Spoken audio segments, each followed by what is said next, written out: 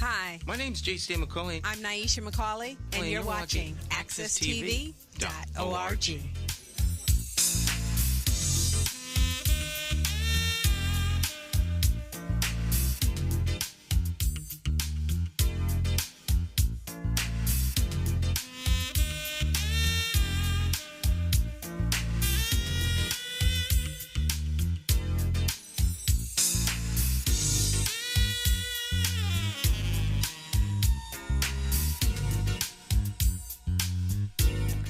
Okay, my friends, once again, it is indeed time to get our talk on. It's Morning Talk with me, your host, J.C. McCauley, and the champions of talk.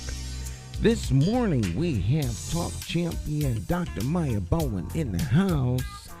Dr. Bowen, how are you doing? Good morning, good morning, good morning. Good morning, good morning. Since I'm not physically at the beach, I thought I'd bring the beach with me on this beautiful Wednesday morning. I see it's windy out there. Windy out there. It's blowing, yes, huh? Absolutely. Palm tree in the back and the waves coming in and out. Absolutely. It's a great day.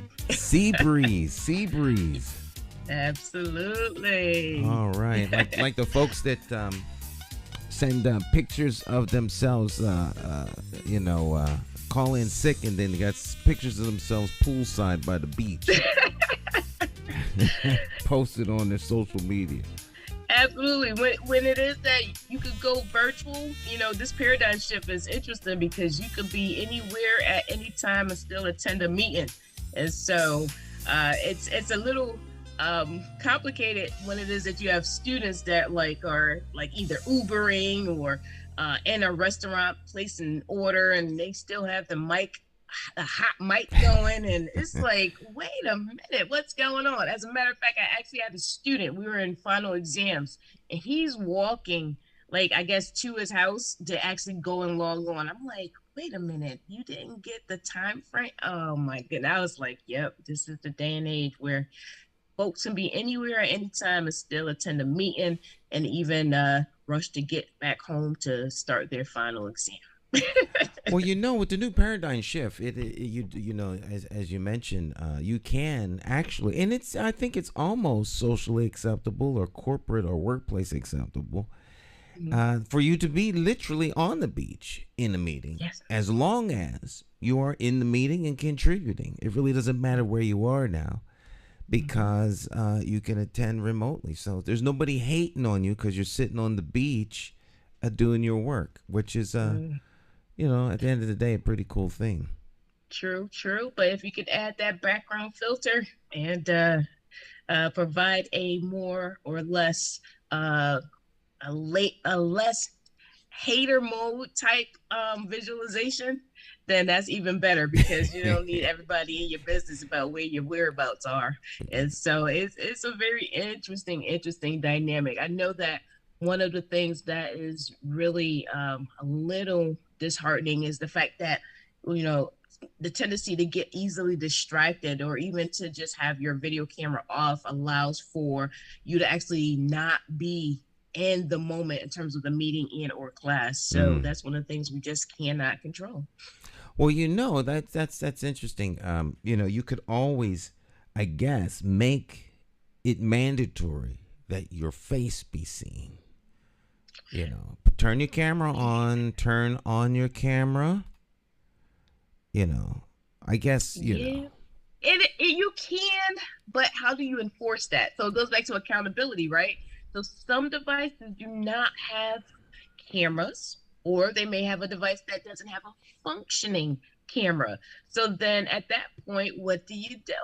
You can't really mandate it if it is that the technology is not available for you to actually have it available. So I'm flexible with that. I could see that. I could see that. I guess there's certain like for school, if the person attending is opting in, but I think for work you can make it mandatory. Part of part of as a condition of remote work environment. Yes. You Absolutely. must have camera on mode. Otherwise, you got to come into the office. If we can't, if you can't be seen, put your face on the screen so we can see you. Right. So sometimes people don't talk. They just attend. You don't know whether they're there or not. They get their face up.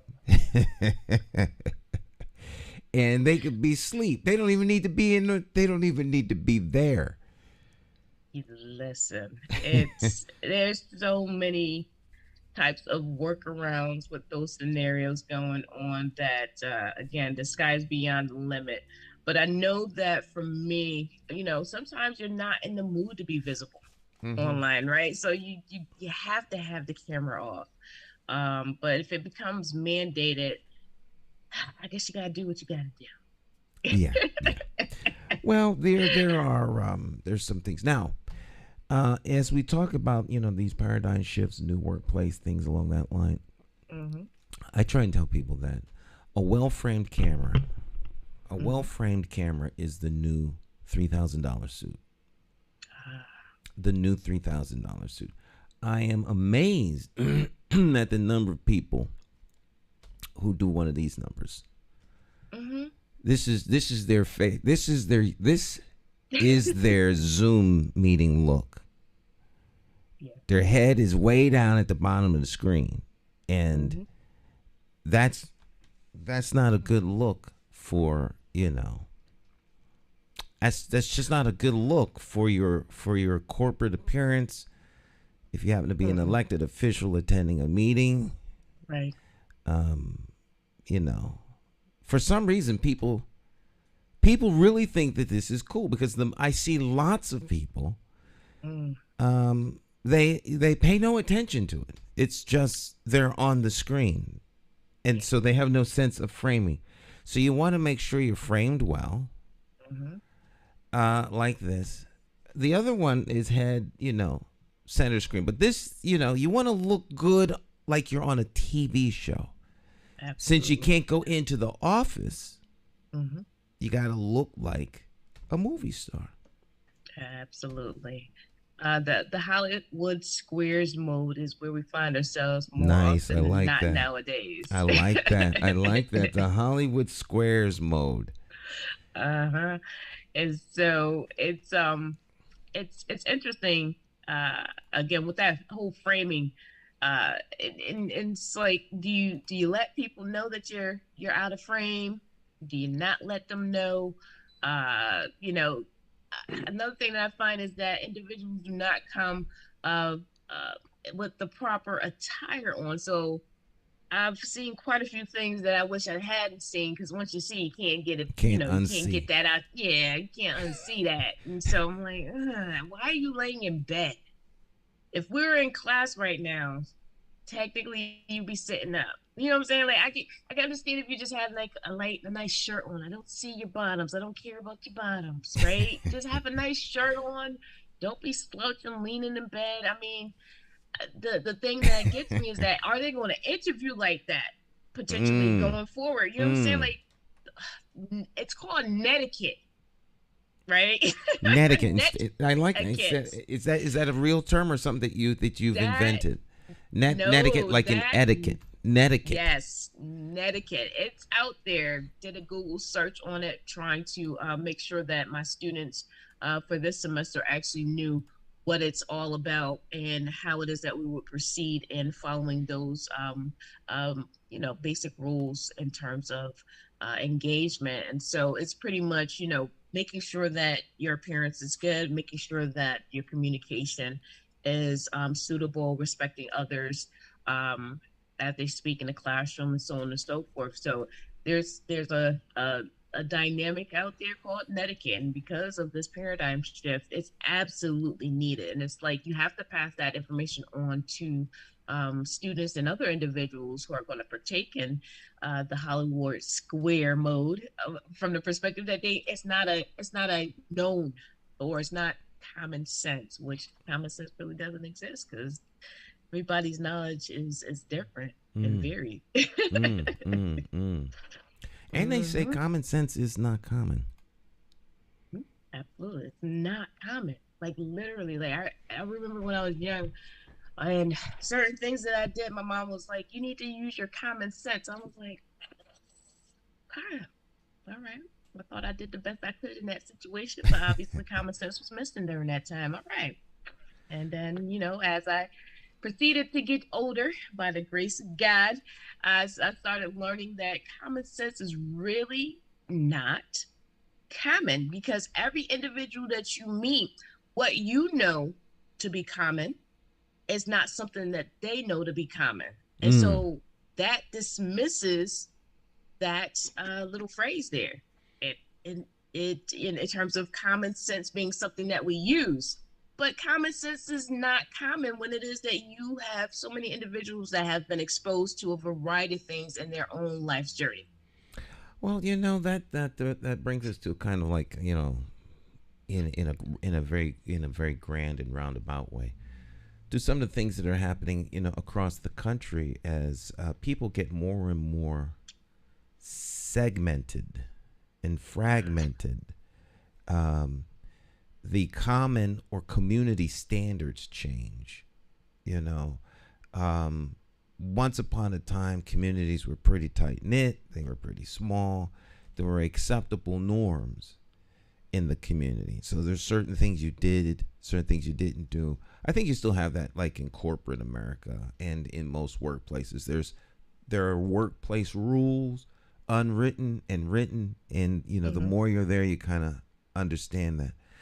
But as communities change so rapidly, with so many people moving in and out of communities, what the overarching grand social acceptable mode of behavior is gone. It's like, what do you expect from X person? So like, what are our expectations in other people's behavior? So I think when Mm-hmm. when folks say, well, use some common sense, well, that's based on the person making the statement. Right. It's like well, you know, I think that this is common and you should know and act that way, but why should they? You know, what do they know about what your expectations are? So it might be better if we set certain expectations We and we need to. We need to. Like in the Jewish community, there's certain expectations and standards that they have set and established and passed down from generation to generation. Now, if you look at what it is that you just eloquently explained with the coming and goings of individuals in and out of specific neighborhoods, which are not really communities, you don't know who your neighbor is. As simple as that, because of different types of transitioning happening. And so, if it is that we set standards and expectations and made sure that individuals adhered to them and then did what you bring up from time to time, community policing, then that would allow for us to have some sort of level playing field in terms of the understanding amongst members of the neighborhood that will eventually turn into community. I think our first start needs to be the defining of community because, again, the shift has actually occurred whereby now that there's so many different individuals that play a part of neighborhoods, how does the neighborhood define community and then act it out in a practical way so standards and expectations are known by all members? hmm, so then what is a community? Hmm? I guess we need to figure like what constitutes a community. Yeah. I mean, to me, just based off of multiple definitions that I've seen, and they're pretty similar, it's members of a group that share standards and expectations. Members of a group that share standards and expectations. Mm-hmm. So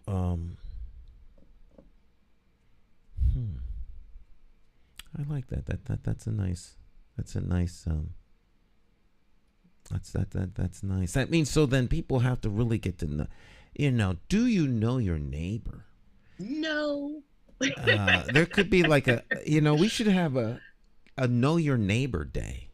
We should. Know your neighbor day. Take this all kind of days. All right, take this day and go out and knock on your neighbor's door. That could possibly work. However, some folks ain't neighborly. Then you'd get to know that. It's good to know the ones that aren't neighborly. Stay off of Mr. Kent's lawn. Right. This is true. You're right. You're right about that. I mean, it's interesting. Only when it is that you have a conversation with someone do you kind of get a glimpse into their mindset.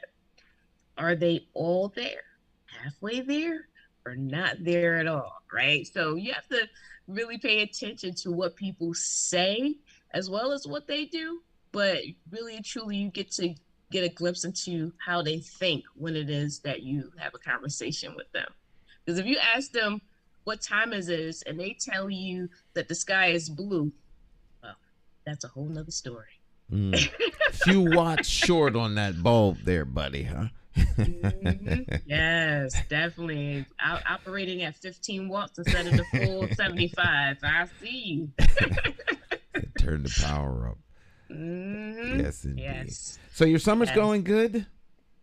So far, so good. As a matter of fact, less than 2 weeks away for my birthday. I actually celebrated a birthday with the late President Nelson Mandela, which is on the 18th, and so I'm excited about that. I'm hopefully going to plan something out of town, probably go to a real beach where I can stick my toes in some real sand and be all good. So are you one of those people who celebrate their birthday, or are you kind of like a down, kind of low key? I'm low key. I'm chill. Like literally the party aspects of my life are really, they've been quelched. Been there, done that. I'm not big on huge parties, and nowadays, just to transition just a little bit, going to parties where individuals may be targeted by other individuals and gun violence actually ensues is not something I want to be a part of. I'm sorry. I just, I have to pick and choose where it is that I go and how many people are there, where are the exits and all that good stuff. So yeah, I'm not the one for that. But it's all good. Low key is what I do. And it's very groovy, very, very groovy. Wow. You brought something up. Being aware, you said, knowing where the exits. I remember the very first time I went out somewhere. I was 19 and JT, people actually may know him. He's in the area. I don't know if he's actually around still. He may still be here in the Windsor area. Joseph Chandler. And I remember they took me to New York. I was 19 at the time. I just moved up here really, and it was working at Pratt & Whitney. Ernie Hudson and Joseph Chandler, JT. And they called me the little fella, little fella. And we went to New York. And so Joe says, now we're going to go in the club. This is probably your first time being in a club. I'm going to tell you the same thing I tell my wife. This is where I will meet you if something happens. Right here at this door. Find out where the exits are. Know where you're at. Keep your wits about you, and you'll be fine. But if anything goes wrong, fire, gun, knife, this, that, the third, I will see you outside this door. I'm not looking for you.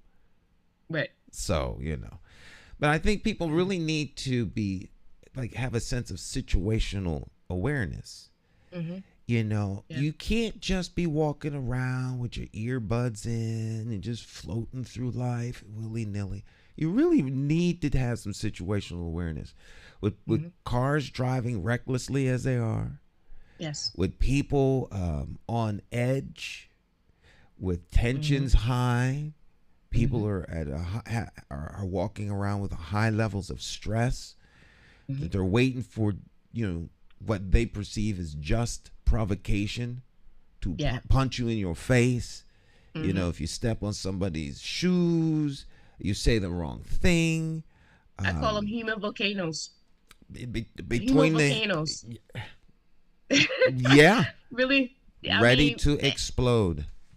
Yes. And so just as the dormancy of, let's say, a Mount Vesuvius, it's those underlying elements within the internal things that are going on that we cannot see, but literally when it is that they explode or erupt like a volcano, sometimes or most times what ends up happening is that the individual that they erupt upon is not the real cause. It's all those other things that they've held in for such a long time that if you say the wrong thing or look at them the wrong way, you could be the target of their eruption, unbeknownst to you. So it's an interesting and delicate situation that we find ourselves in when it is that we actually navigate the world today, because individuals, like you stated, are distracted. They're emotional or highly emotional, where what I've been reading about emotional intelligence, individuals really need to be taught and made aware of how to self-regulate themselves in terms of their emotions, so that when presented with a circumstance or individuals that may push a button or two, they know how to best not take a short-term encounter and turn it into long-term consequences. Conflict transformation. Resolution. Yeah, it seems as though it's in all sectors. Doesn't matter really where it is. That the potential for people to pop off and explode is very high. The old adage of treating others as you would like to be treated would be a real good place to start. If everybody just kind of treat people with decency and respect, and and you don't even have to like or get along with someone to be kind to them. Right. And it's most certainly better to walk away than to engage. Definitely. Yeah. So a lot of times, if it is that you get into one of those highly volatile situations where your ego takes over, a short-term situation turns into long-term consequences. And so, it would be interesting if the curriculum included dynamics of self-discipline on a variety of levels. You could have so many different topics related to it, from emotional intelligence to respect of self and others, and the list goes on and on. Conflict resolution, understanding what long-term consequences could look like if it is that one proceeds in certain actions and stating certain things. Because one thing that I started really taking heart to is that once it is that you say something to someone, you can never get it back. And as ugly as the words are, it's interesting. You could be 99.9% great to that person, but you say that one ugly thing and they will hold on to that like a chew toy that a puppy has just gotten a hold to, they will not release. It's like, wow, I said that one thing and that's the one thing that sticks with you. And yet and still I've done all this awesome and amazing things, and just that one ugly thing is the thing that they will hold on to forever. That is absolutely absolutely true. That one thing is all it takes to erase everything else from the past. It's Morning Talk, Stick and Stay, my friends. We'll take a short break, and then we will be right back. Awesome.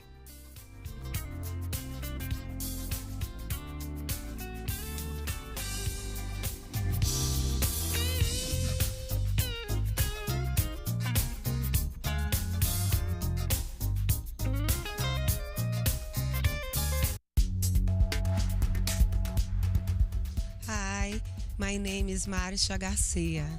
I am from Brazil. I help HPU. I help families de Universidade de Harvard Community. Estou muito feliz em participar. É muito importante o engajamento deles padres e madres nas escolas de Hartford com seus ninhos, my children. I love helping family e HPU. Thank you. Gracias. Obrigado.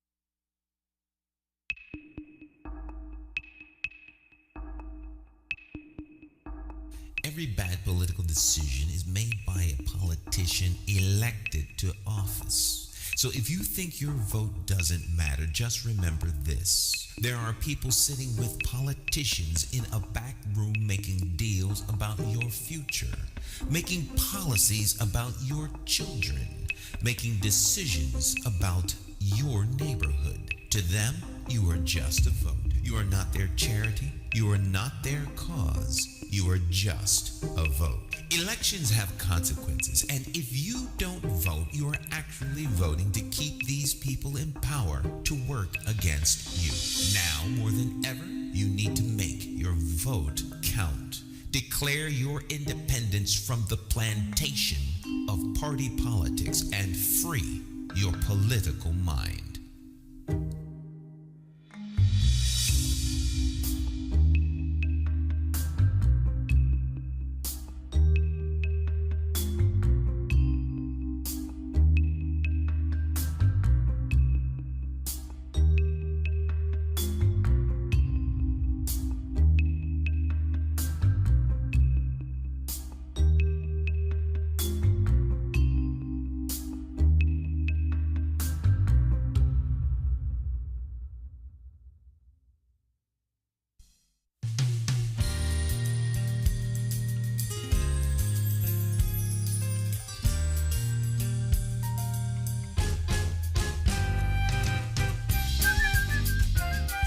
Oh, yeah. It's Morning Talk. Ralph the Squirrel still on point, gathering information from around the city. Our network mascot is a squirrel. And there he is. That's Ralph on post. He's sitting in front of John Larson's office downtown.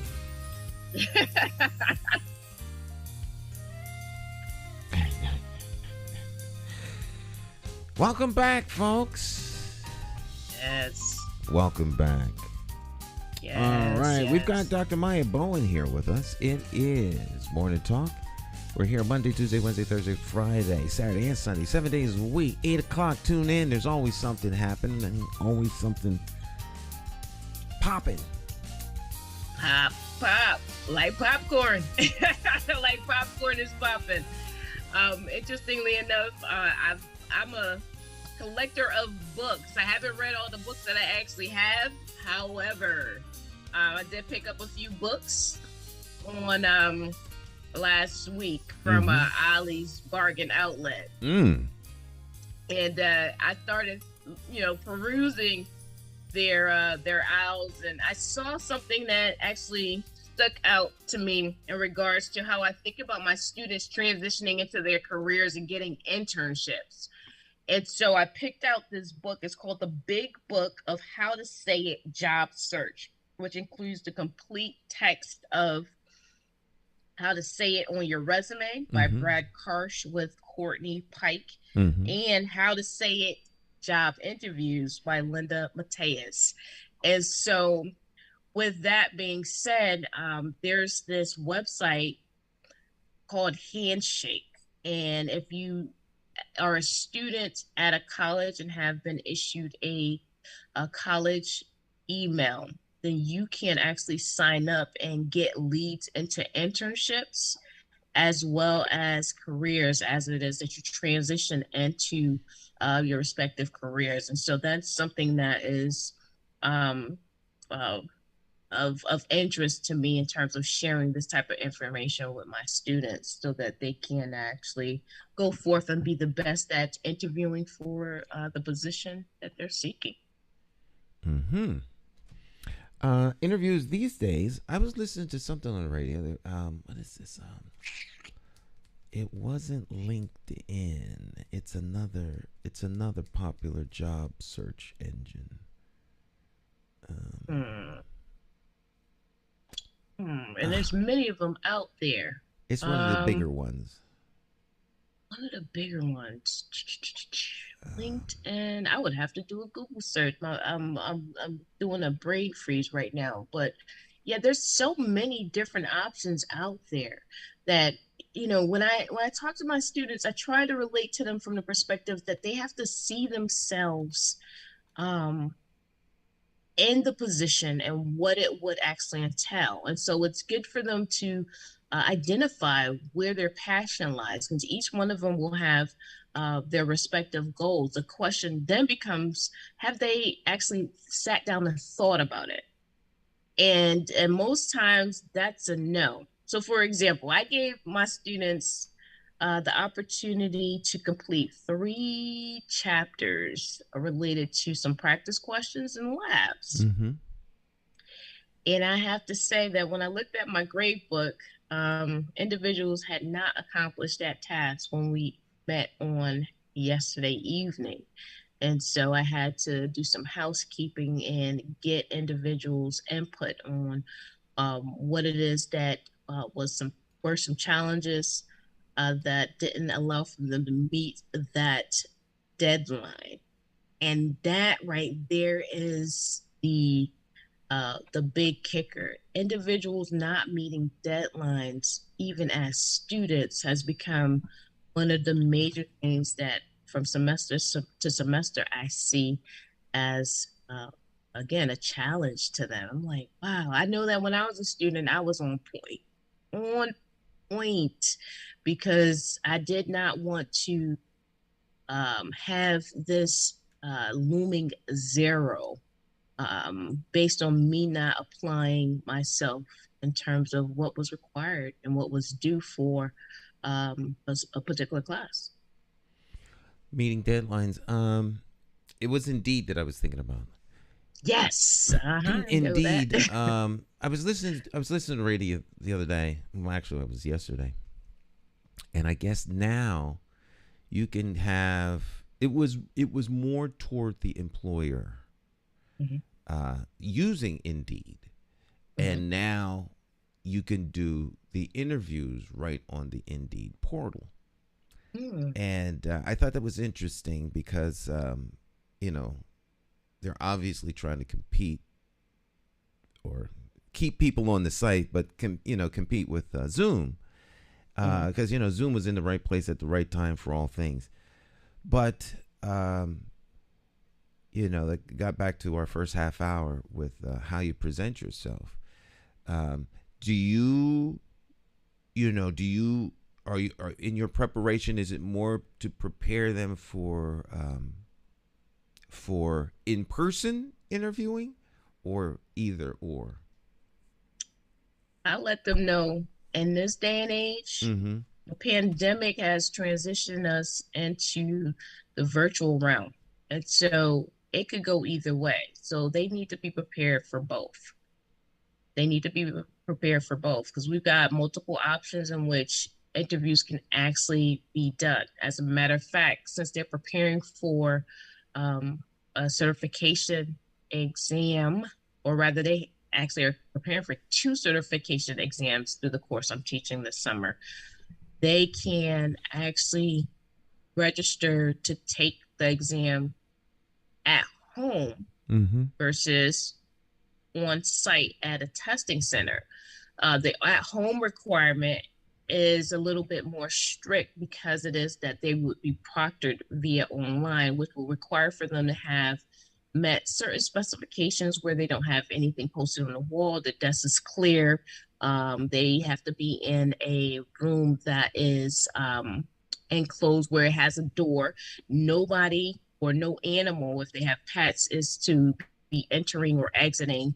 And so there are things that they have to meet in terms of specific criteria for at-home exam testing to be monitored through a proctor virtually. So that's one dynamic. And then you have your test center sites that would require for other types of criteria to be met. So with the job interview, I let them know that they should be prepared for either a virtual or on-site interview, and it's going to be dependent upon what it is that the employer is requesting.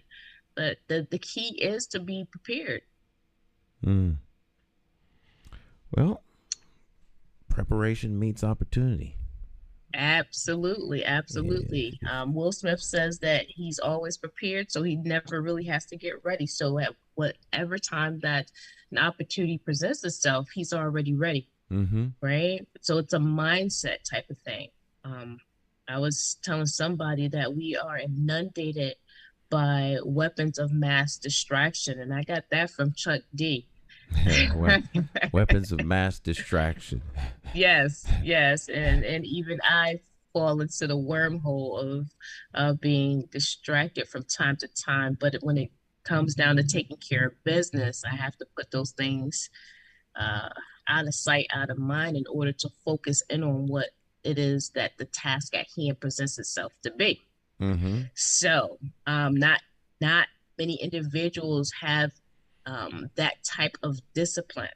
Another friend has told me that if it was that easy, then everyone would be able to accomplish it. So for example, if it was easy to make $1 million, then everybody would be doing that. However, it comes with some sacrifice and a lot of discipline in order to get to that point. And the only place that success comes before work is in the dictionary. Right? So I like that. It's the journey. I tell you, it's the journey. You got to put in the hard work. I mean, it doesn't necessarily have to be hard, and not all the time it's hard, but there's a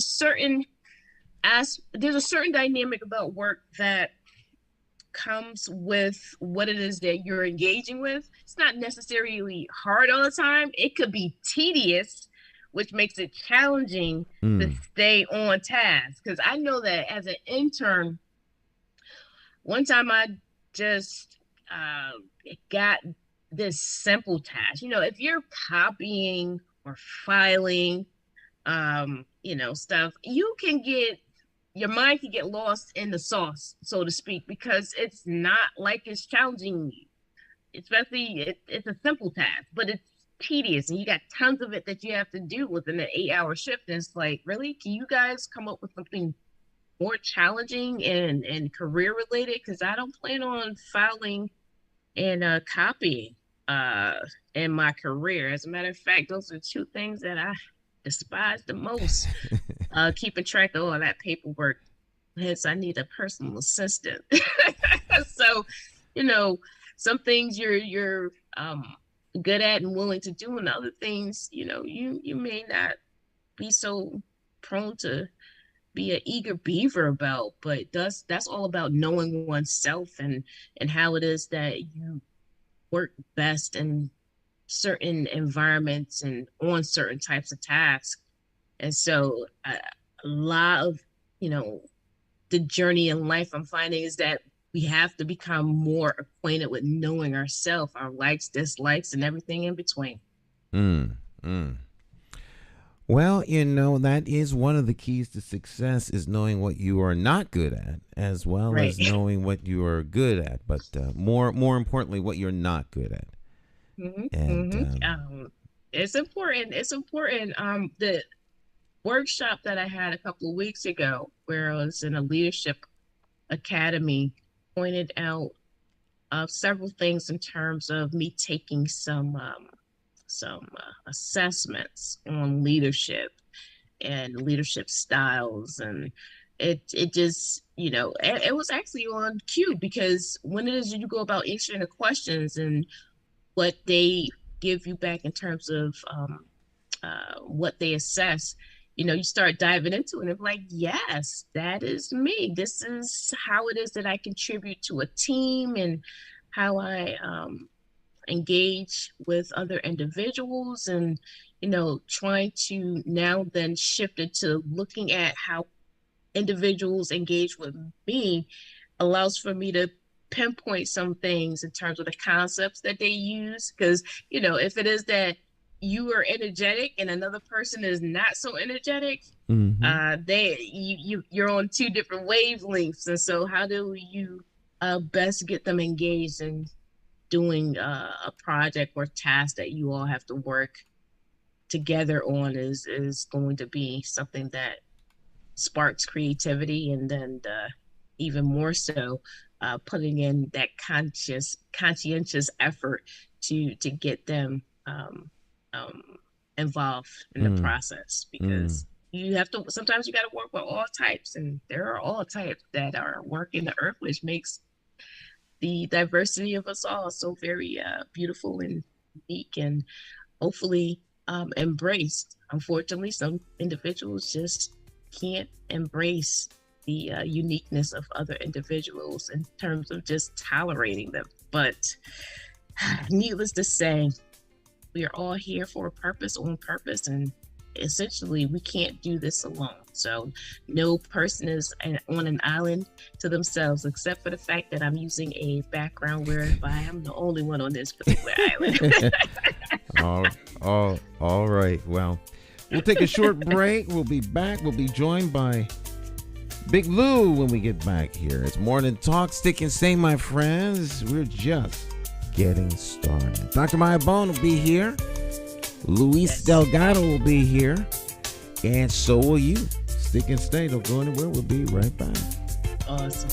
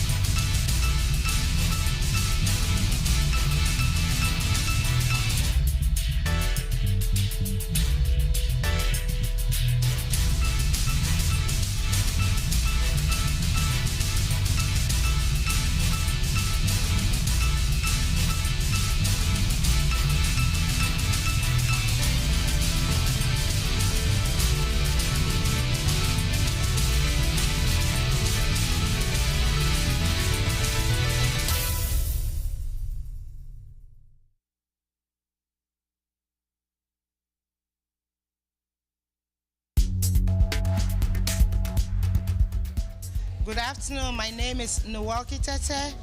I'm a parent to a student in Hartford High, and I would say the program was very good. It taught us a lot about how to deal with our kids, how to handle situations. So I would say it's good for all parents to partake if you can. And our coach was very good. She taught us a lot about the Parents University. So I'm so happy and I'm glad I took part in the Parents University. So thank you so much. Love you. My name is Noel Kitete. Bye.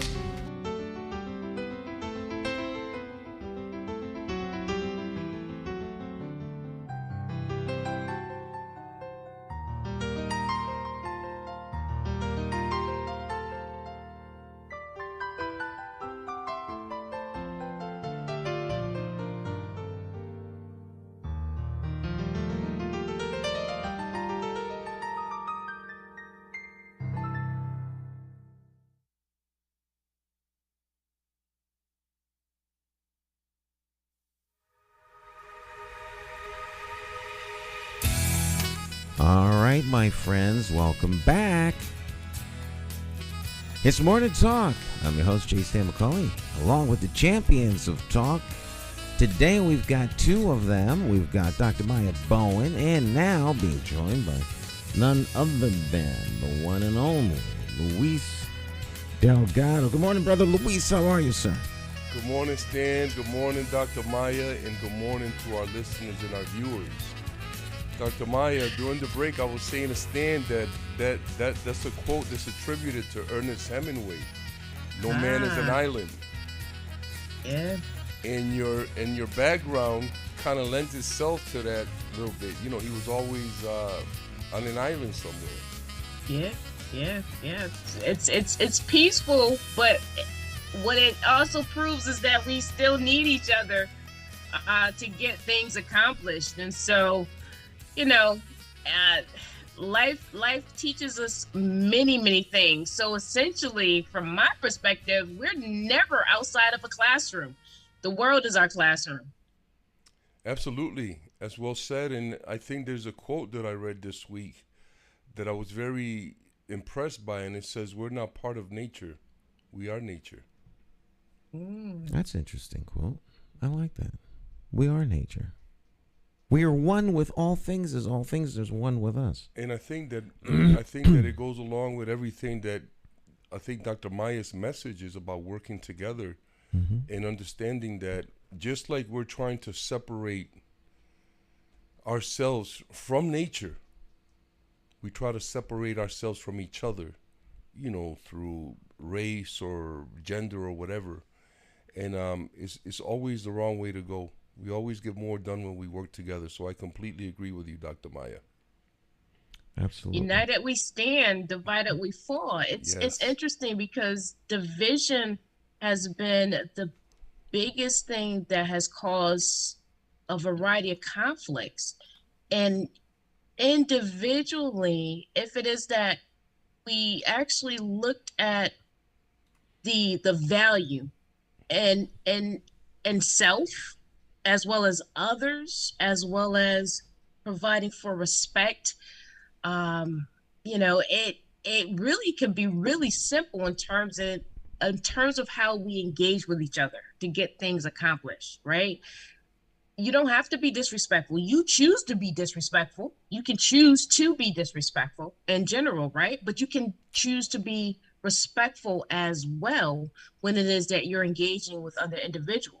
Now, the divisiveness of putting people into categories and things into categories and valuing power, money, and other things over humanity, that's where we get into a problem.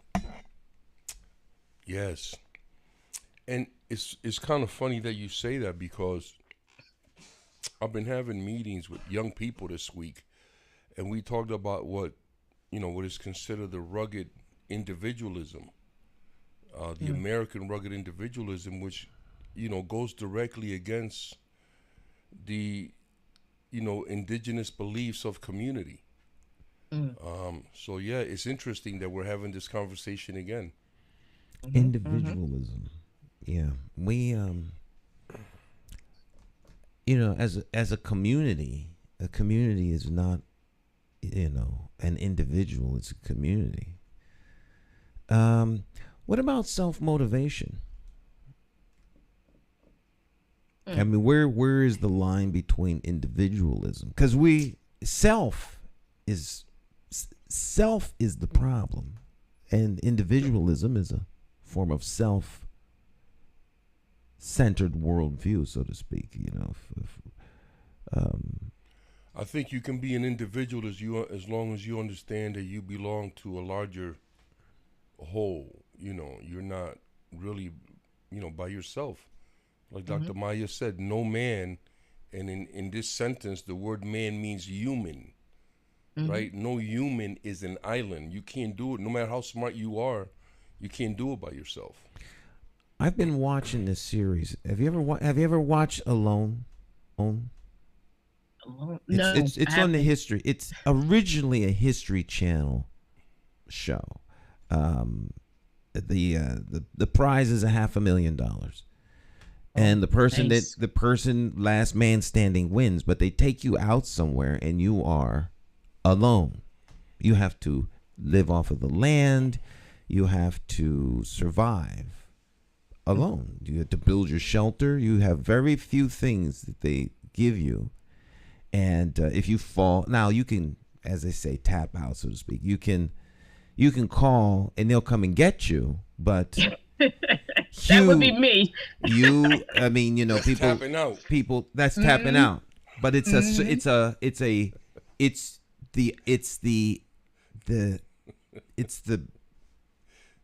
the poster child of rugged individualism. And I'm almost at the end of the last season. And there are 2 women and 3 men. I think a guy's getting ready to tap out. But there's 2 women and 3 men. They started off with 10, and it's amazing what human beings can do, and the sense of finding. The one thing they all seem to talk about is the capacity and the sense of finding self. When you are by, solace, and to be reflective, and to, that's the best. They say that's for me. They say, and I've experienced, when you meditate, when you spend time when you're doing something by yourself that you enjoy, it's immense. It's an immense feeling, because. But the other thing that I like to tell people, right, is that nothing in life is worth anything if you can't share it. Like if I have the best chocolate in the world, right? But nobody else knows about me. How is that the best chocolate in the world? Well, it's the best chocolate as far as you're concerned. Right, but I'm just saying that it's right along with what Dr. Mya is saying, right? I think that also sharing the best things in life are also an immense feeling, to share something with someone that they've never had or they've dreamed of, and now it's happening for them. Oh my goodness, that's it's an incredible feeling. I like to share. I get great joy out of giving and sharing. Yes, but that joy ends with food. Stan. I am admittedly, and everyone that knows me knows, I am very stingy when it comes to sharing food. I don't mind buying you your own food, but you ain't getting but none of I'm mine. not sharing mine. It's mine. I believe there are some things that should be yours. I believe I know what happened with you, Stan. Would you mind if I share with the audience? Go ahead, Lou. You probably didn't go to kindergarten. I went to kindergarten. My kindergarten teacher's name was Mrs. Lumpkin. I remember. Wow. She's the one kindergarten I remembered. I walked to school, to kindergarten. Wow. I did. Where did you live at? I lived in Philadelphia. But it was in rural. No, it was not in rural. It was in Mount Airy, Philadelphia, 7131 Lincoln Drive. I went to Henry H. Houston School. How many people in that town? In Philadelphia? No, in that little town that you lived in. There was a neighborhood. It's like West Hartford. No, I don't mean like West Hartford. It's like Blue Hills or Cheltenham, Germantown, Mount Airy, Chestnut Hill. Yeah. Is it close to Allentown? No. Okay, it's further. Okay. Allentown is on the other side of Bucks County. Okay. Yeah, Allentown. No. It was. In fact, my dad went and got my bike because the Hill Gang stole my bicycle. And he went, looked for it, found it, got out. I'll never forget it. Got out of the car, went up, got the bike, put it in the trunk, and left. So the Hill Gang. Now, this wasn't a gang-infested area, but I mean, it wasn't like some rural stick town, as Lou was trying to portray. Stan, did you say that? Now, my high school. When we talk about Philadelphia, Stan. My high school was a rural stick town, but not my elementary school. Well, when you talk about Philadelphia, Stan, you're talking about one of the country's, major cities. It's the fourth largest city in the country at one time. I think it still is. And also a very dangerous city. No, there are parts of Philadelphia that are dangerous. 4-year-olds, Stan. To walk to school? Into school, yeah. The 60s I'm and 62. 70s, right? You didn't walk to school? I walked to school with a group of kids. And sometimes my mom and other moms would walk us. We walked to school in kindergarten. We lived in Charter Oak. We had a half day. Yep, that was the standard even here in Hartford, per what my mom said. Now, did you say that your friend teacher was Miss Lumpkin? Mrs. Lumpkin. Oh, interesting, because that's my mom's maiden name, Lumpkin. Did your mom work in the school system? No, she didn't work in the school system. I'm just stating that because the last name is my mom's maiden name. Lumpkin is my mom's maiden name. Yeah, so I remember chocolate milk. I remember in the carton, white milk in the nasty wax cartons. Yes. The wax would come off and go in the milk. See? You know what? Wow. Right. I remember galoshes. Oh yeah. And I remember Stroman bread. You put the little plastic bags over your feet so that you could get the galoshes. Not over your feet, over your shoes, so you could get the galoshes on. And I remember that they were ugly, and all of the kids hated them. And as soon as you got out the house, you almost took them off.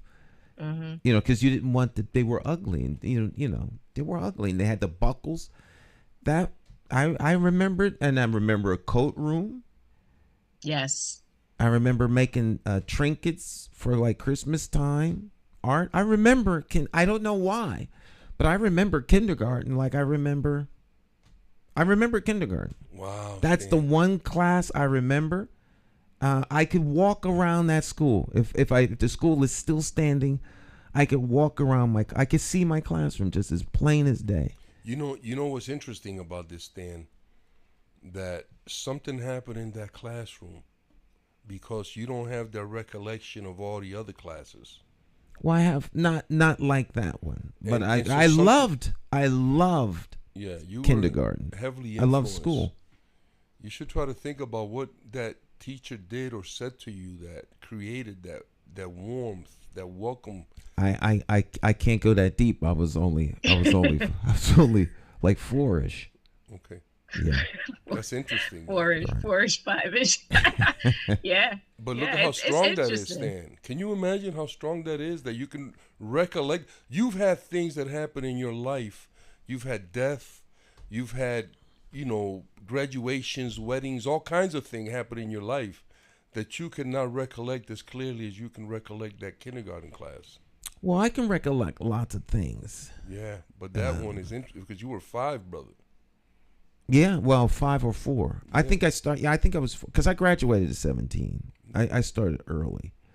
Not because I was smart, but because my birthday fell at the right time. You know, if your birthday was on a certain time, you started at 4 as opposed to 5. Yeah. So, yeah, I had all kinds of allergies when I was small. So I did not do well in elementary school. And then in like the I missed a whole lot of the 2nd grade or the 3rd grade. And then my mom and dad took me out of school, and I went to the community camp school of Philadelphia. Yeah, so that's another story. So you didn't go to high school in Philly, though? No. But just you to went take to a high little school journey. You went to high school in Pennsylvania. Oh, yeah, I went to Penridge Senior High School. Okay. Penridge Senior High School. Right. That's interesting, man. Philadelphia is a great big city, man. Philadelphia is a great city. In fact, at one point, I want to say the Society for Music. There's a Society for Music school. It was a little music school in Philadelphia off of 4th Street, downtown. And the school, we rented like the third floor. Not me, but I mean the school rented the 3rd floor because it was out in Bucks County. Community camp school, but something happened. I think they sold the camp or whatever, and so then we wound up being in Philadelphia proper because one of the board members was also a board member of that school, and I guess that's how we got it. I remember my art teacher's name I used to get on the train,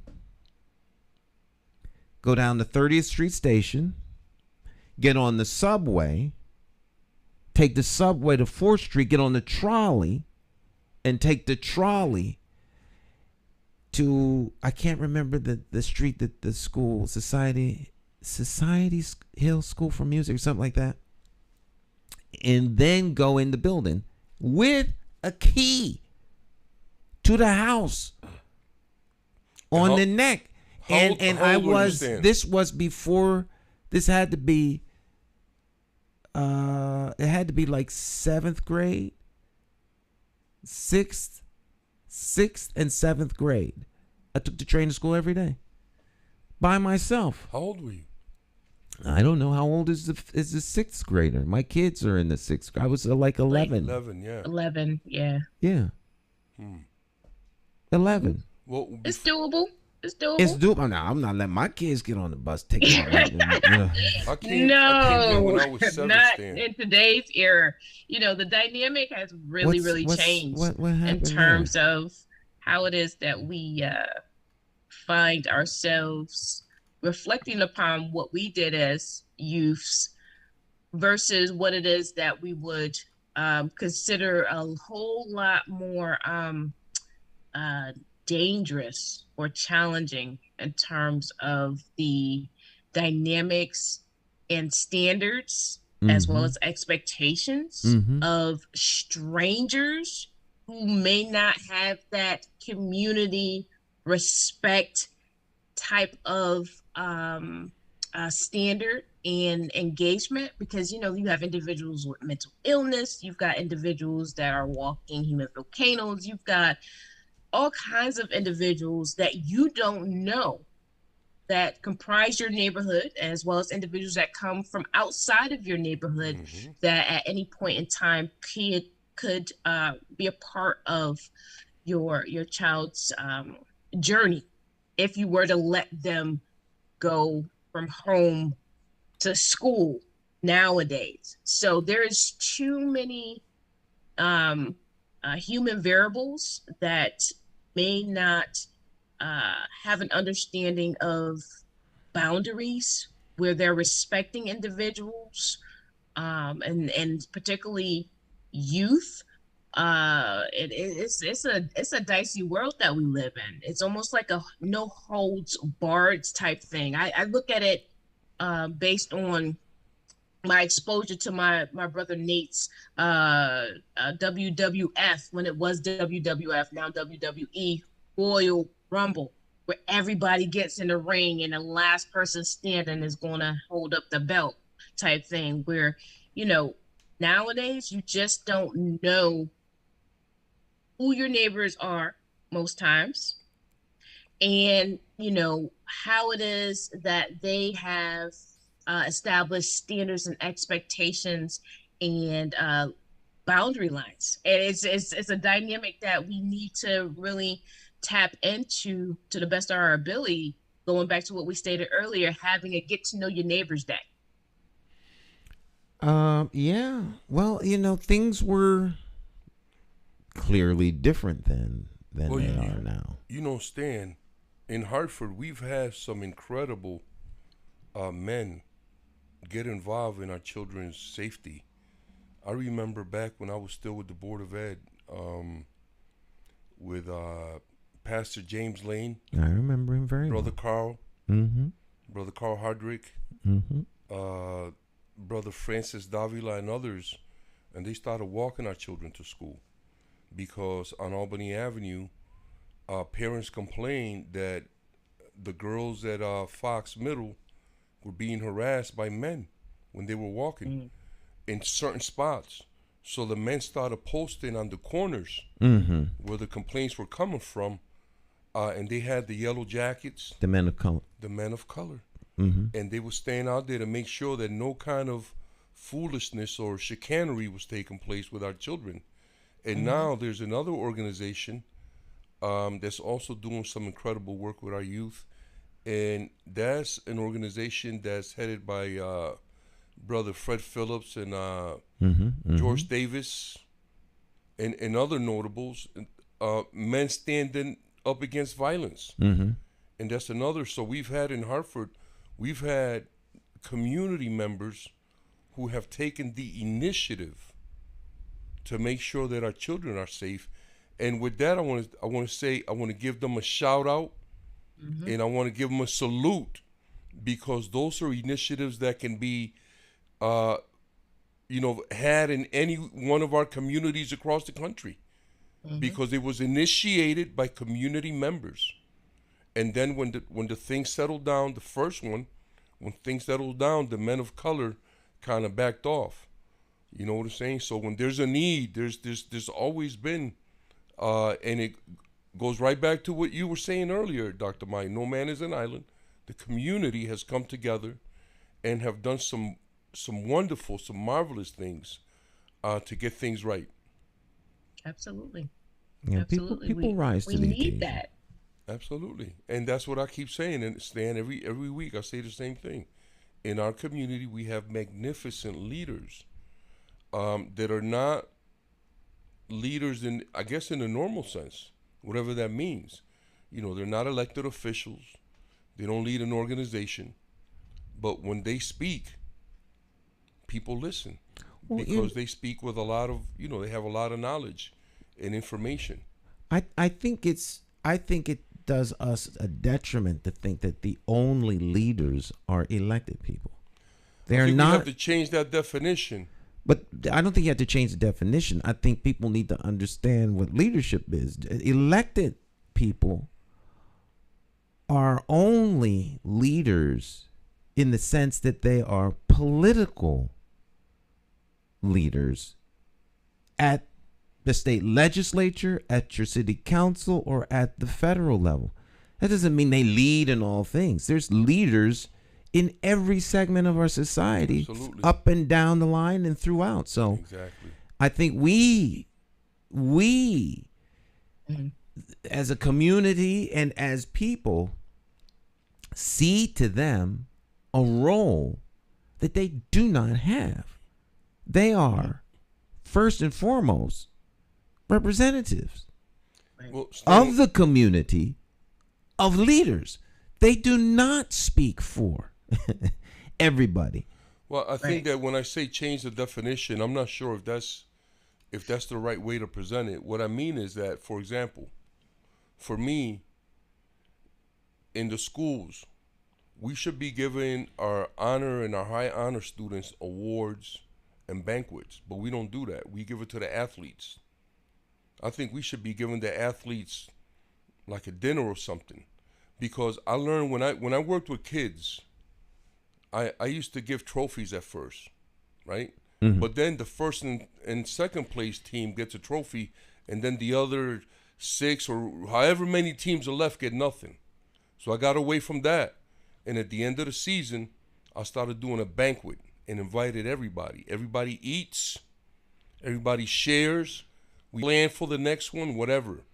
You know what I'm saying? So that's what I mean. So in terms, we give too much importance to people like the president, the elected people. We give them too much. What I mean by change the definitions, we have to take some of that form and a place to present their ideas and maybe even carry some of the ideas out.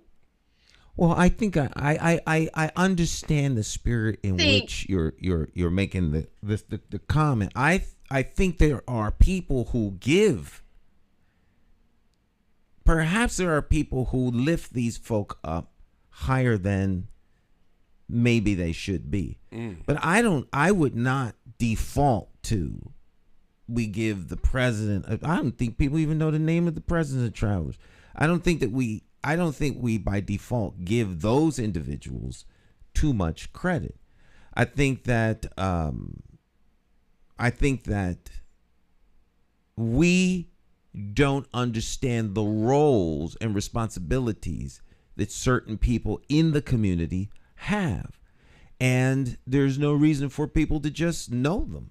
You know, if you don't explain, if people aren't actively seen doing certain things, people are not going to by default know that. So I think that, you know, your elected leaders, those people work for you. You are the government, not them. You're the government. Are you putting like some type of cap on what people should know and what they should not know? No.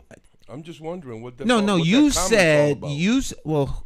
I don't know the name of the president of Travelers.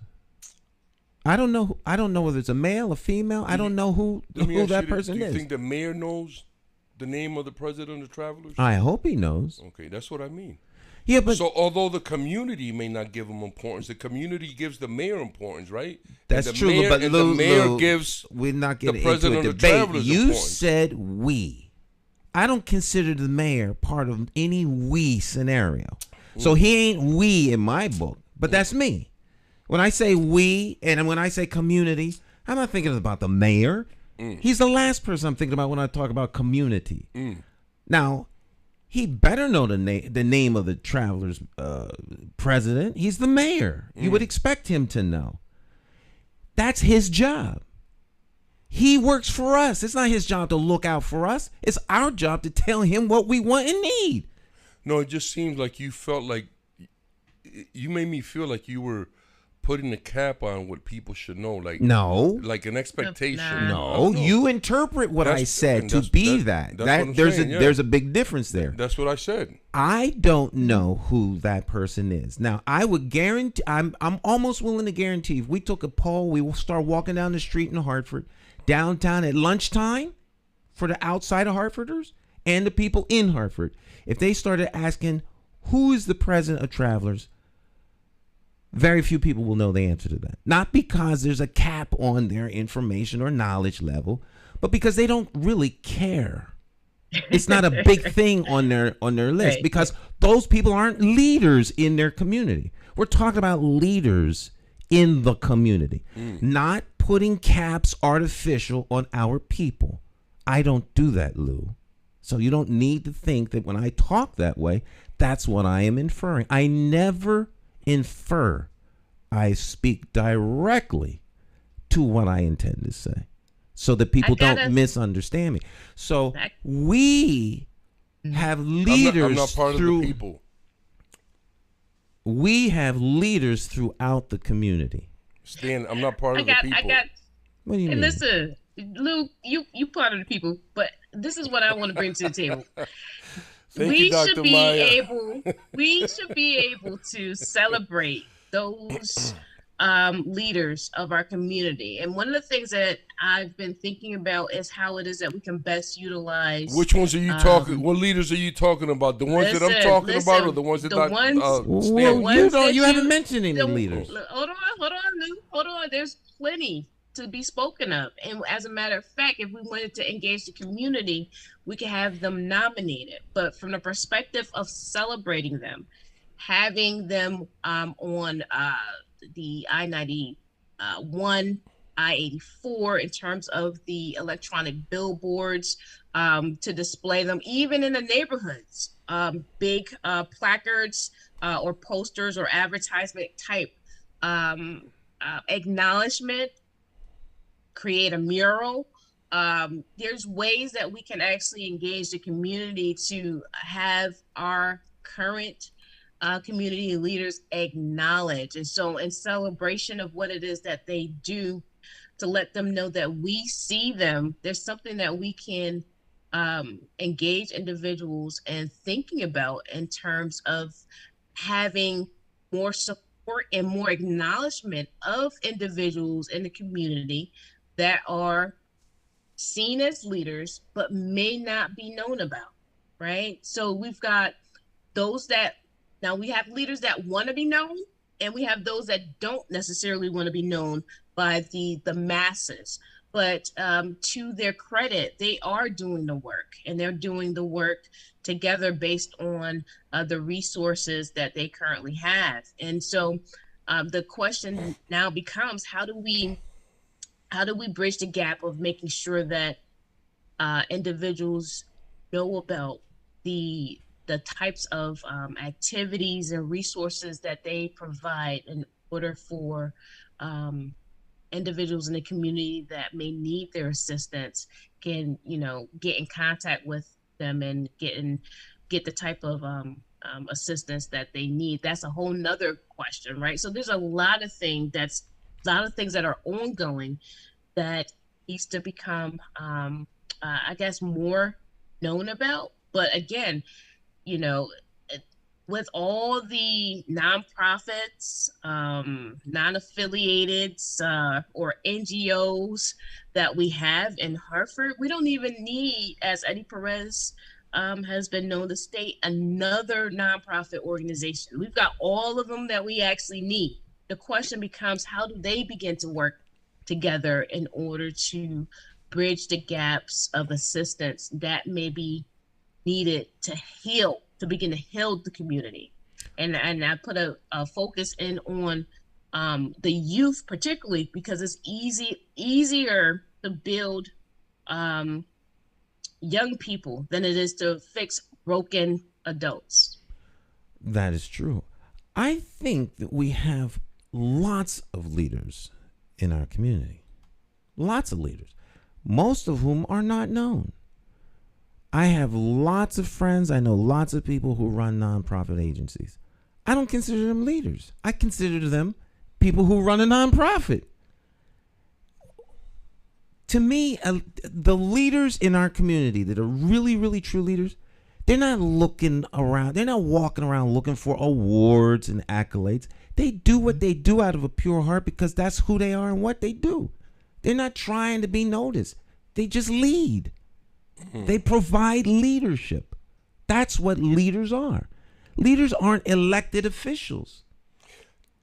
They are not. I want you and officials. Dr. Mya to name 5 leaders and five people in Hartford you consider leaders that are not elected, that don't lead nonprofits, and are not bureaucrats. You're on the clock, Stan. Oh You? my goodness. I'm waiting, Stan. Lou, Kamara? You always. He always does this, Yeah, I'm going to indulge him today. Yes. All right. Calvin Lovejoy. Kelvin. Right. Yes. Fred. Fred Vicky Phillips. Fennell. Vicky Fennell. Vicky. Yeah. That's one for you there, Miss Dr. Yeah, Dr. Vicky. Mya. I think you got, how many you got, Stan? 2? I had 4. How you get 4? Yeah, I mean, most of the people on my phone are leaders in the community. You ain't named 5 yet, though. Lou, I don't have to name. First of all, it's very rare that I even indulge such silliness. that I should answer and give you an answer is supreme. That's only because I like you, Lou. Thank you. I appreciate it. Right. The love, man. Because I don't answer because there's a lot of people listening, Stan, and they need to know these names. Lou, they don't need to know these names. That's my whole point. They don't need to know these names. These people aren't validated because someone knows them. When you need accolades, when you need to be validated by some outside entity to acknowledge your leadership, you have failed my leadership test. That's not what I'm talking about, though. I don't think that people that are doing that actually even think about stuff like that, right? I'm talking about they're just other doing what people, they do. The ruffins. I mean, I could go on and on with people in the community who do things. They never get awards. People don't never shine the spotlight on them, and that's not why they're doing it. And I agree, brother. But I'm just saying. I'm saying that the reason that I'm asking these questions of you, okay, is because members of our community and other people that are doing similar things may not know. Like if you're doing something and Dr. Mya is doing something and it's similar, and y'all don't know that y'all doing the same thing. Maybe you can help each other, or you can be a resource to her. Or that's what I'm trying to put. I'm trying to bring them. You know what I'm saying? I have a weird theory. Yes. I have a weird theory. My theory is this. There's so much work that needs to be done that if 10 people or 1 people do it, it still ain't enough. Oh, absolutely. So if you're doing something, you're helping the people that you can help. You can't help 20 people at a time. You can only help 1 person at a time. Yes. And the people who need your help, Lou, find you. Yes. The people who know you talk about me. Talk about you.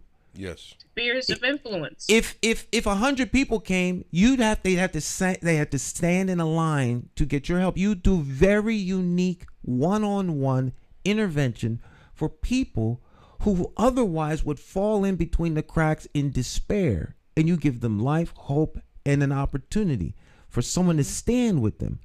Now, what you do is unique. It cannot be duplicated. I know people may think that it can, but it can't be. It can't be monetized, then. And you could monetize it. That's up to you. But you do what you do out of a pure heart. Now, you can only do so much work.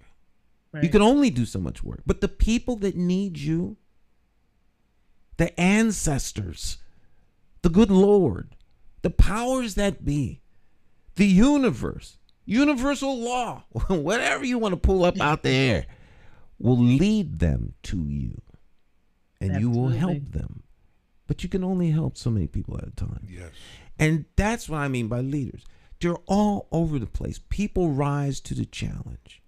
So if one person goes and does that one thing, they're operating as a leader.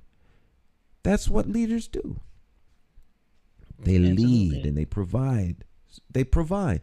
We don't have to put in a catalog all the things that people do and have a resource center where folk can tap into what you do.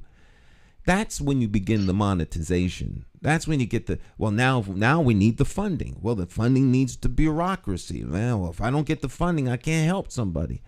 I think that if we just as a community grow, then we know who's in the community. We have friends that we can, refer people to. Yes. And they're personal referrals.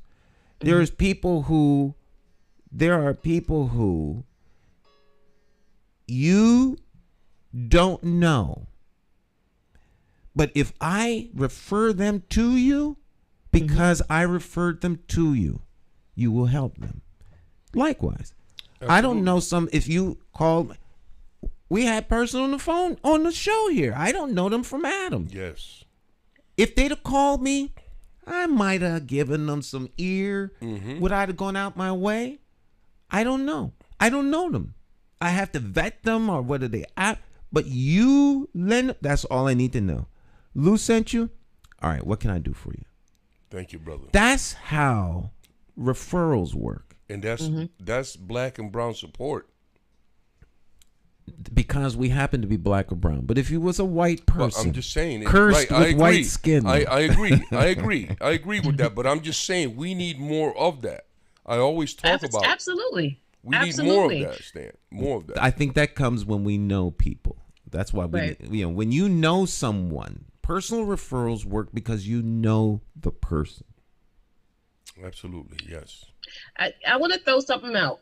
So we're talking about leadership and how it is that leadership, pivots into providing assistance for the We lost Dr. Mya. resources.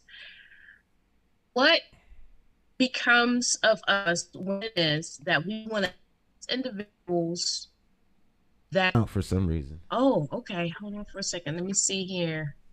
I think how it's is on this? my Is this end. better? I think it's on my end. My internet. I think my internet connections. We're having some issues with the internet. I think they're working on something. Okay. Stan didn't pay the bill. He don't want us to know. He paid the bill. We're on live. It's just the We're on, intermittence. but it's cutting in and out. The transmission's Right. cutting in and out. I've been watching that. That's what's it's been. I don't know what's going on. It's only a contraption.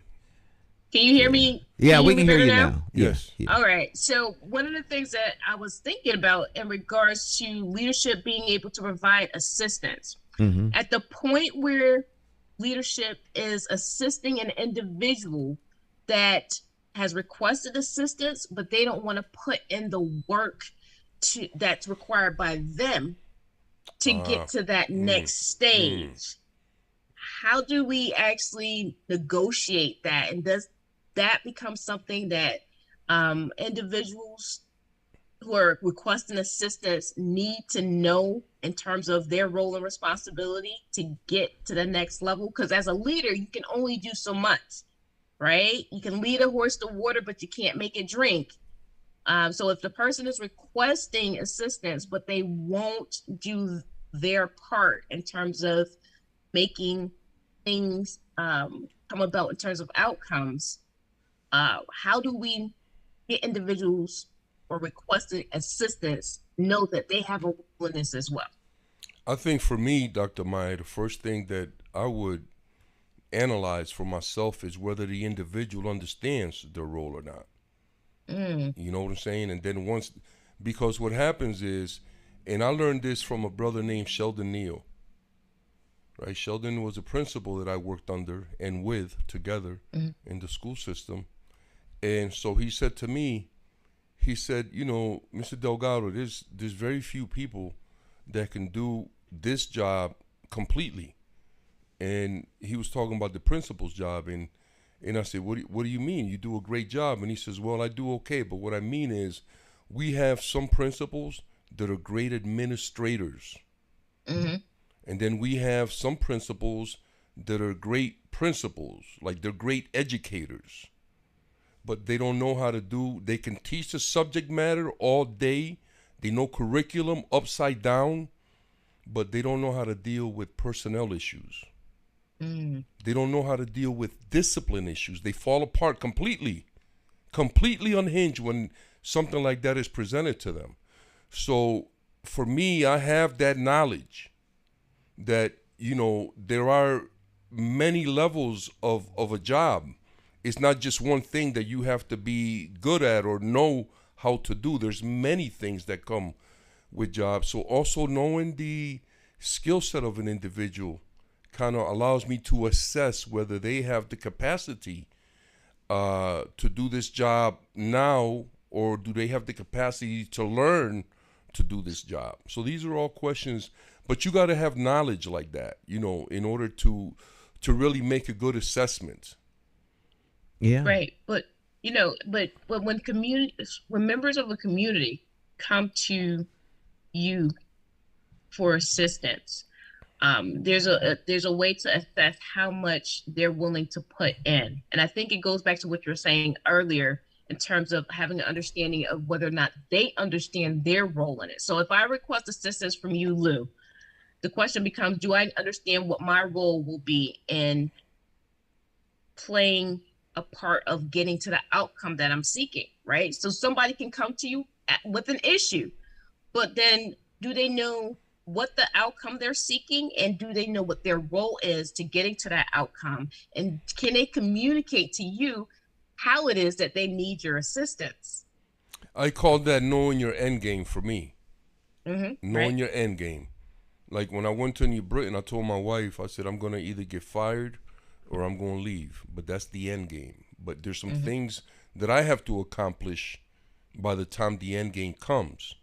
You know what I'm saying? So, and also, Dr. Mya, for me, is also knowing, am I capable of offering the help that you're asking for?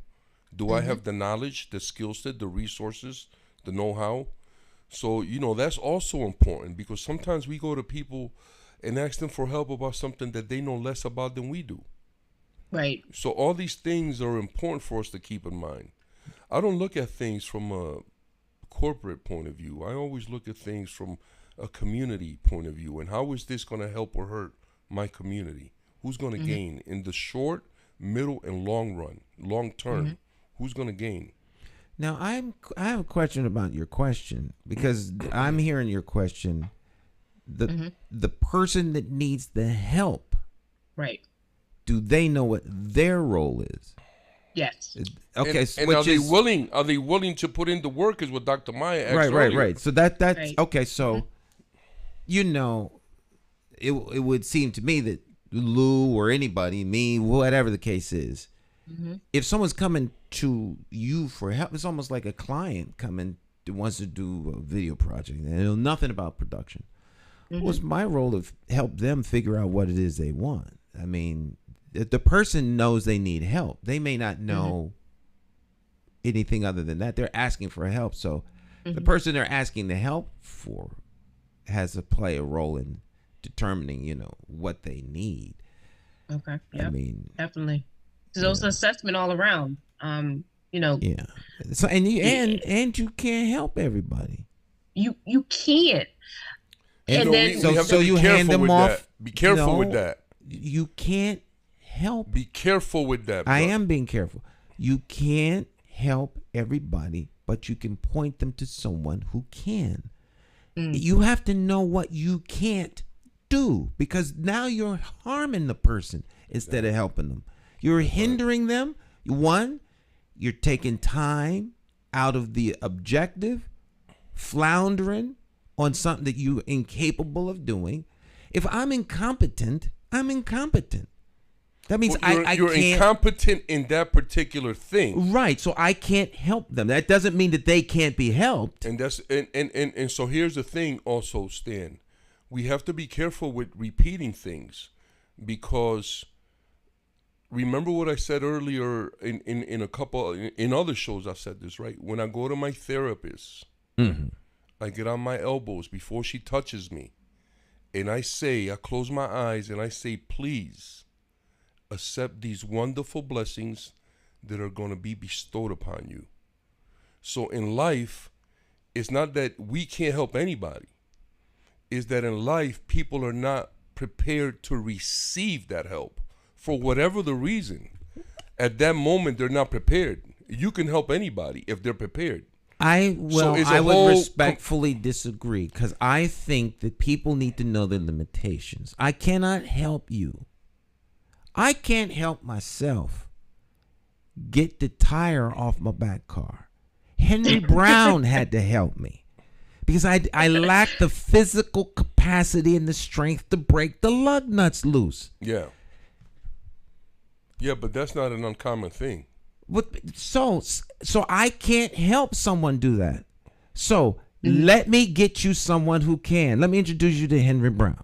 Let me ask you a question. So all I'm saying, without getting all into a sidebar conversation, is everyone has limitations, and the limitation is not on the person asking for the help. The limitation in my scenario is on the provider. I am the provider. If you coming to me to have me proofread your essay, I am not the one. Okay. I need people to proofread basic sentences. There's a prohibition on me putting stuff to print, because it is guaranteed that if I don't have someone look at it, something's going to be misspelled.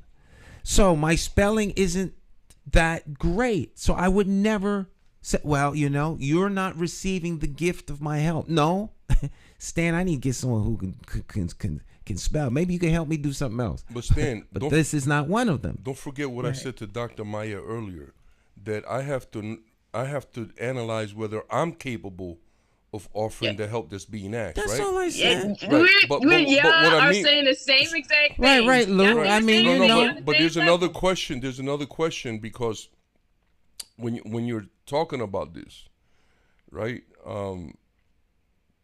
The question is, well, for me, everything comes from. I'm just going to say this: that everything comes from a community perspective for me. So I don't know how to think any other way. So that's the way that I've educated myself. There's nothing wrong with your thinking.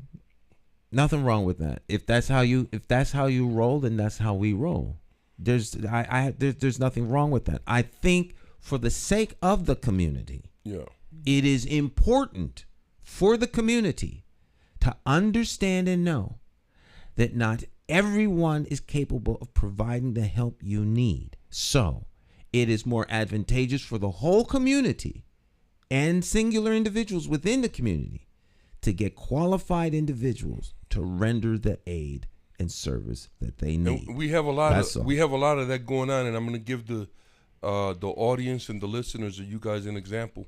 I'm not going to name anybody because, anyway, I put my son in an after-school program because they said they offered tutoring, and there was no tutoring. And we have a lot of that going on. First of all, there was no tutoring because they didn't have anyone there on their staff that was capable of tutoring. So we have a lot of that. We have a lot of that false advertising. People, a lot of our people go somewhere for a service and they get something else. They have to accept something else. You know what I'm saying? So yeah, we have a lot of that going on. And that's all I'm saying. Mm-hmm. Yeah, there's a lot of smoke and mirrors going on. And the reason why I brought that up is because I think that sometimes individuals seeking assistance may not want the type of outcome that they're seeking as badly as you may if you're able to assist them, right? So at some point in time, right, if it is that you want the outcome to come about more than what they want to contribute to getting towards that outcome, I think, sometimes that becomes an issue as well, right? So, for example, if it's like a bad mama syndrome. What's that called? A bad mama syndrome. I never heard about that, but I know that there are individuals that, for example, as an instructor, I want my students to be successful, which means that they have to meet deadlines and they have to perfect time management in terms of making sure that they're able to meet those deadlines. But outside of the classroom, there's nothing I can do to let them or assist them in meeting that goal from the perspective that I provide them with some strategies, right? So I provide you with the strategies, but it's you who is responsible for implementing said strategies. So if you don't implement the strategies, you can't get the outcome, right? And so a lot of times I see that individuals will be given resources and or strategies, but they don't put the work in by implementing said strategies and resources to get the outcome that they stated that they're seeking. That's so true, Dr. Mya. I have seen that kind of phenomenon take place. Mm-hmm. I have seen people that have asked for help, and when you let them know what they need to do in order for it to happen and what you can do, but what they have to do, they completely fail to follow through with with their part of their responsibility. Absolutely. Mm-hmm. Some people don't really want help. So my golden rule is this: everybody wants to sit in a lawn chair, old school aluminum with the straps. That's a real lawn chair. I remember them. In my book. If I'm gonna order me one. And they get too hot, you gotta watch it. Right. So if particularly if it's black, because you burn yourself. But nonetheless, if you and they want you to push them up the hill in this aluminum lawn chair while they sit down and lounge. Wow. My view is this: I will help you carry it 1 foot. You carry it another foot. I'll carry it another foot. So to the degree that I can, I will help anybody if they're willing to take the first step. I will follow them step for step. But you got to be willing to put something in.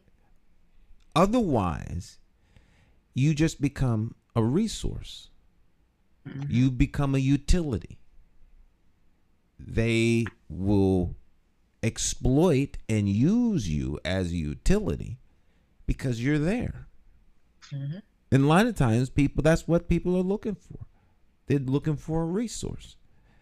And then it becomes up to the giver or the person adding that resource to be very wise as to how they use it. Because if you're offline, then you can't help someone else. That's very true. So the person providing the aid has to be wise in doing what they do. Or else you wind up being... Yeah. Well, I'm going to add this to the conversation. First of all, the comment that Dr. Mya made earlier is attributed to Frederick Douglass when he said that it is easier to educate boys than to fix broken men.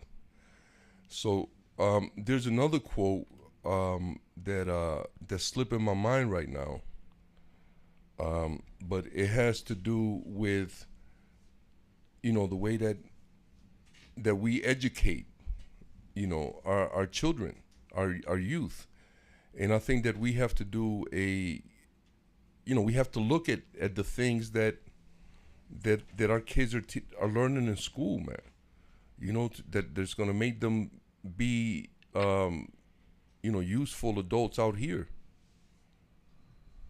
So to kind of piggyback off of that, Lou, really and truly, whatever it is that they learn in school is one aspect, but the real learning is in the home. If it is that individuals have that as a priority or value, teaching their children specifics, right? Because the school system in and of itself is going to do what it's going to do.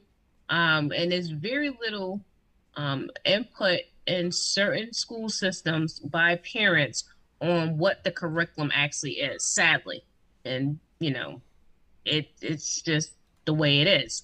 However, where parents and guardians have the most impact is what it is that they teach their children in terms of life skills, right? And so with that in consideration, each and every household is different, right? So what you teach in your household to your children is going to prepare them, but another household could be on a whole different wavelength on what they're teaching, if they're teaching, in terms of life skills, so that they prepare to transition, their children prepare to transition into adulthood. So there's a lot of variety with that as well. So there's so many variables that we have to consider that are out there, which is why I view life as a moving algebraic equation. So let me just, I remember the quote because it ties into your original statement, Dr. Mya, no man is an island. And this is a quote by one of my favorite and one of my personal heroes, Muhammad Ali. He says, service to others is the rent that you pay while you're here on earth. So sharing, working together, helping people, all these things go hand in hand. That's universal law. That's not man-made law. That's why we don't understand it. We keep trying to make man-made law, right, over universal law, and that's when we run into problems. You know what I mean? So yeah, all those things, and what we teach our children, we should be teaching them that. We should be teaching them things like that. The service to others is important. You know, knowing your skill set and your limitations is important. You know what I'm saying? Because it allows you to quickly assess situations in terms of what you're able to provide, you know, at that moment and in short and long term. You know, so absolutely. I agree with you wholeheartedly, do. Unfortunately, you know, again, with every household having their own priorities, standards, and values, it does not happen that way.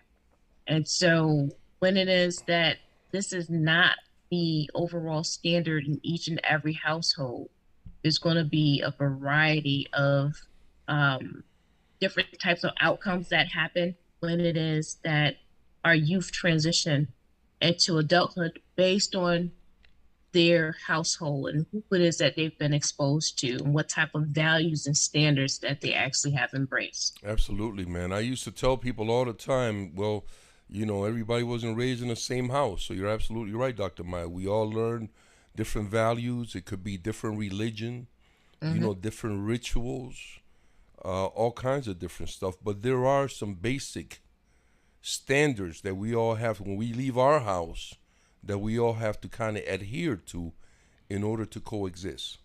That would be beautiful. And if it's shared even in our school systems, that would actually tie in the family and community school dynamic perfectly. Well, we can't have community school. Oh, I'm sorry, Dr. Maya, for interrupting you. You know, so from the perspective that if it was a decision, a conscientious decision to tie in and identify standards that family as well as community schools could actually, reinforce. Actually infuse and reinforce, right, throughout the day, because the schools have the children a very long amount of time. 6 hours times 5 days, that's like 30 hours. That's like a part-time job. It'd be nice if kids could get paid, but I digress. Hey, if we stop sending money to other countries and give it to our families, maybe we could do that. Absolutely. That's possible. So here's a little devil's advocate to the conversation. We can't have community schools, Dr. Maya, when they lock down at 3:00. They lock the community out. That's a whole nother subject. Yes. And to the degree that, you know, there are a lot of things a lot of people don't want their kids learning and being taught. So this is true. This is true. You know, what is the community standard? That's what I'm driving at. Who gets to determine what that community standard is? I think, as we were talking in the beginning of the program, the community is, you know, we need to better know our neighbors. We are the community. We don't know one another. So that's such an interesting point, Stan, that you make. You know, if we don't know one another, then how can we have an expectation of how to behave? Because we don't even know what that person likes, what they respect. When you engage with people, you get to know their likes, their dislikes, the things that piss them off, the things that make them happy. And then you build that community standard and the expectations. You know, here come the old man. Yo, step to the side, man. Respect the dude. You know, how you doing, Mr. So-and-so? I'm doing fine, young man. All right, he's okay, old dude. You know, he a little loopy from time to time. Don't get on his lawn, you know. But you know these things. And then when someone is picking on the old guy, you can come out. Someone says, "Hey, leave him alone, man." Right, exactly. He gave Tommy lunch money last week. I mean, we don't have that anymore. Yeah. It's all deteriorating, and so we have all these people that are isolated. They're islands. I think the pandemic did a grave disservice with all this isolation. It pulled people inside, made all these people, stay together apart. All this stupid stuff that people are saying, alone together, moment of calm, all this stupid stuff. when they're moronic. Where they're twisting folk thinking capacity. But you're no longer with your neighbors. It's important for people to come together. Well, the thing that I would add to this is that I knew my neighbors before the pandemic, and so I have a good relationship with them. There's an older couple that lives not directly across from me, but 2 houses, and I send my son to, every time it snows, I send my son over there, to do their snow. And I knock on the door a couple times a year, and I say, I'm across the street if you need something, and I'll give them a business card or something with my phone on it. My mother taught me early in life that it is great and very important for you to have a cordial and friendly relationship with your neighbors, but you should not be too much in their house and they not be too much in yours. Because that, in the long run, is going to cause some problems. Right, boundaries. I think some boundaries and respect and boundaries. But I knock on their door. I've knocked on all my neighbors' doors. I was going to say I'd venture to say that Lou knows all. I know all of my neighbors. His neighbors, but Lou lives in a very interesting neighborhood. It's one of the few neighborhoods in Hartford that most of the people over there know one another.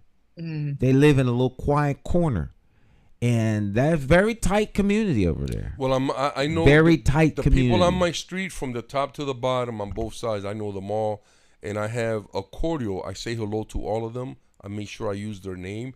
That's another thing that I would submit to the audience and to our parents, especially with children. When an individual doesn't use your name, and they know who you are, they know your name, and they don't use it, it is extremely disrespectful, and they are denying you your identity and your humanity.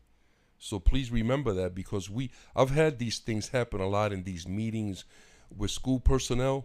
That's one of the tools that they use to try to make you feel less of a human being. But we know about that trick. We know that trick. So I'm sharing that trick with the audience. I'm here to share information. That's a good tip. Yeah, absolutely. Tip. They call you. So what's your name again? No, or they'll say, well, he said, and I'm like, well, don't he refer has to a me in name. the third person. I'm sitting he has here. a name. Or when they're talking about somebody that I'm with, I'm like, well, he has a name. His name is Stan McCauley. Can you say that? Because if you say it a couple times, it'll help you to remember it. See, Lou's the guy you want with you when you go to school. Well, because I'm not playing games. Them days are over. All that's over now. We're going to walk in intelligence in every single step. And I just want to say, I want to give a shout out to Brother Henry Brown. Brother, thank you so much for what you do. And all the moms that are with you, supporting you, sisters and brothers, I salute you. Fred Phillips and George Davis, brothers, keep doing the great work that you're doing, man. We are honored to have you in our community, and we hope that you stay, man. And to all the other great people in our community that are doing the great work, thank you so much. For our young people that are learning to build early in life and not destroy our communities, I take my hat off to you. Thank you so much.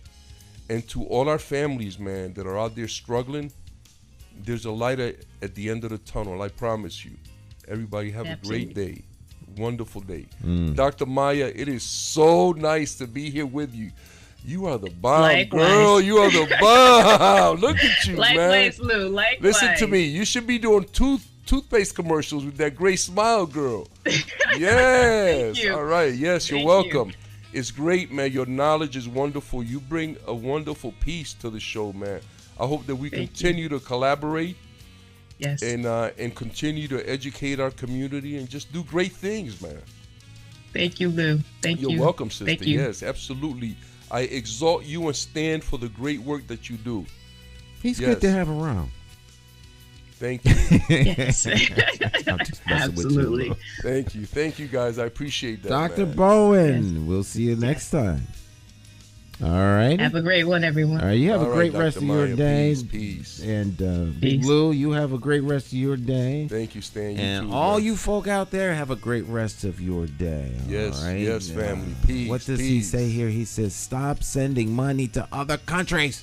Indeed. Yes. That's your buddy Ricardo. Oh yeah, we want him on the show next Yeah, week. yeah. I talked to him. Yeah, he'd be great to Yeah, have yeah, on. yeah, yeah. I think he's gonna come and line up some stuff. Okay, good, first, man. then It'd be great, man. All right, And, my friend. hold on, one more thing, Stan. To brother Chris Dukes, brother, don't ever give up. Oh, he's Because not you have supporters here, man. We gonna keep your case alive right here on this show. We gonna let people know that Colangelo and all these other criminals are going down.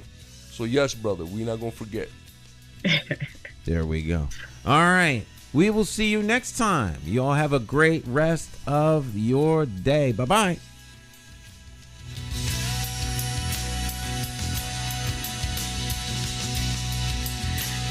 All right, peace, y'all. Have a great day.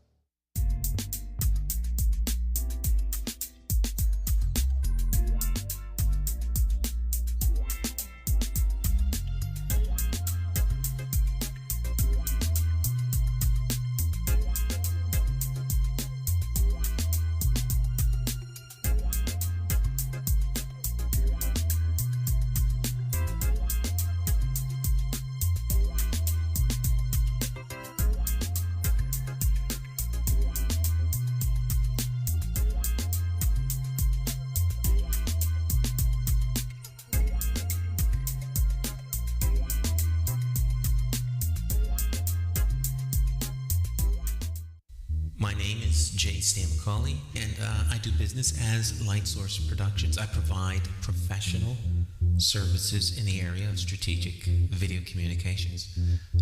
First, what we do is we help you craft your message using what I call the rule of the 5 W's: who, what, when, where, and why. We do event documentation, content acquisition, full-scale productions, editing, and of course distribution through our social media television network. And with social media, video is more important now than it has ever been. Whether you're talking big business, small business, nonprofit, church, or just an individual.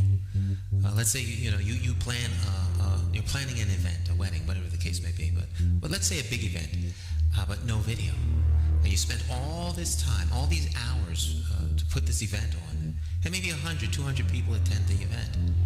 But more important than that is that thousands could attend by watching it on social media.